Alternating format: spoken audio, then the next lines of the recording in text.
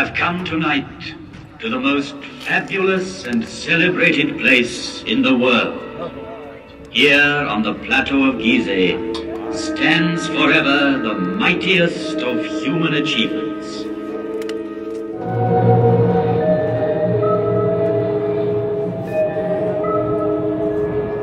With each new dawn, I see the sun god rise on the far bank of the Nile. His first ray is for my face, which is turned towards him. And for 5,000 years, I have seen all the suns men can remember come up in the sky. I saw the history of Egypt in its first glow, as tomorrow I shall see the east burning with a new flame. I am the faithful warden at the foot of his Lord.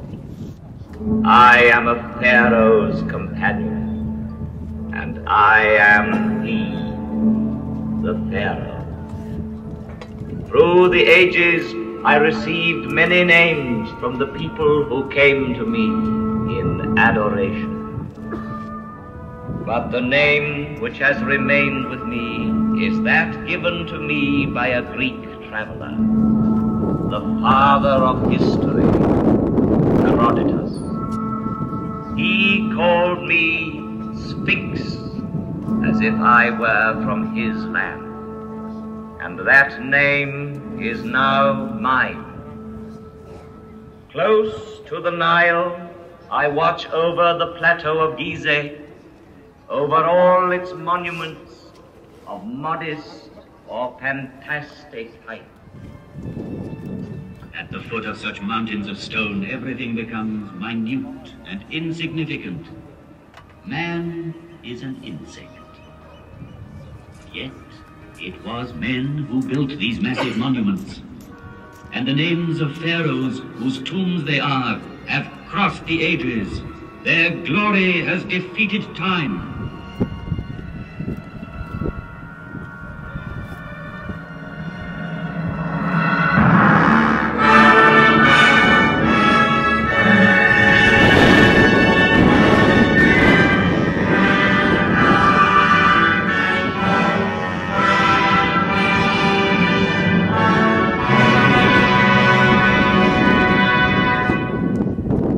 This is the tomb of Cheops, pharaoh of the 4th dynasty, 4,500 years ago. Here is the great pyramid which he built to defend himself against death. 455 feet high. He achieved the building of the highest monument then known to man. The area it covers is vast enough to hold St. Peter's Cathedral in Rome, the cathedrals of Florence and Milan, Westminster Abbey and St. Paul's. 3 million blocks of stone, some of them weighing 30 tons, were assembled by Cheops' faithful workmen to achieve this fabulous construction. At the center of it, the pharaoh planned his inner chamber, where his mummy was to lie in splendor for eternity. The Pyramid of Khephren. It too bears an inscription, Khephren is great, yet out of respect for his father Cheops, Khephren built his pyramid on a slightly smaller scale. Each side of the base measuring 710 feet, the angle being 52 degrees, it reaches a height of 445 feet. The brilliant covering of polished limestone on the apex originally extended over all 4 sides, adding to the magnificence of the pyramid.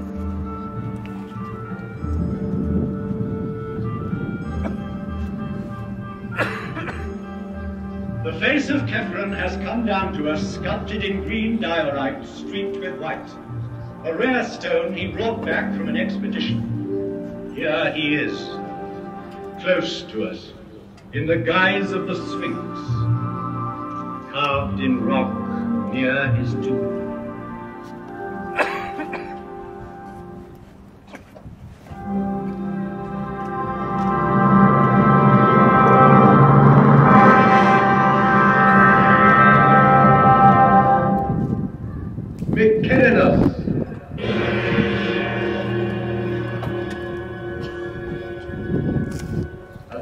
Monumental tomb was soon to complete this immense funeral site of Gizeh and make it one of the wonders of the world. Though smaller, the Pyramid of Mykerinus is perhaps the most impressive for being the culminating point of a vast design. Having built it, the workmen climbed down from its granite flanks and, laying down their tools, looked up with wonderment.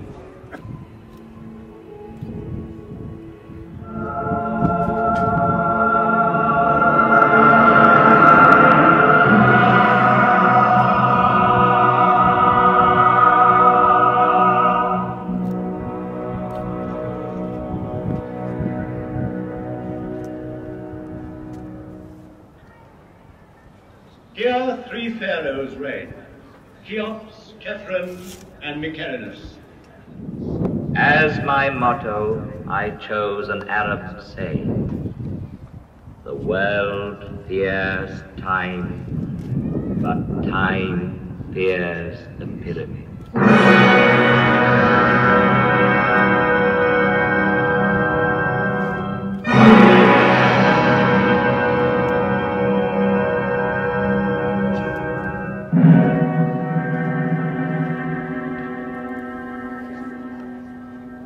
There, in the sarcophagus, lay the mummy, to be called on by the soul.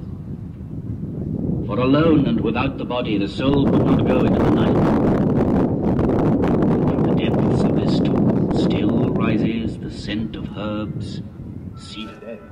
And I, Khepren's faithful companion, saw the progress of dynasties and grave priests, and the light steps of noble ladies whose diaphanous veils seemed to clothe them, yet not to touch them.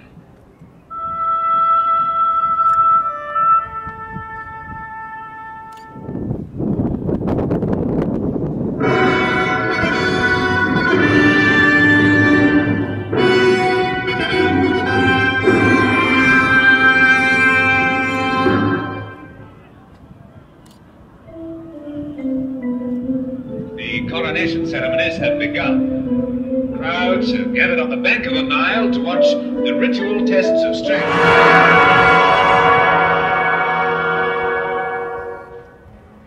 Tomorrow, once more, the rising sun will give me his first caress.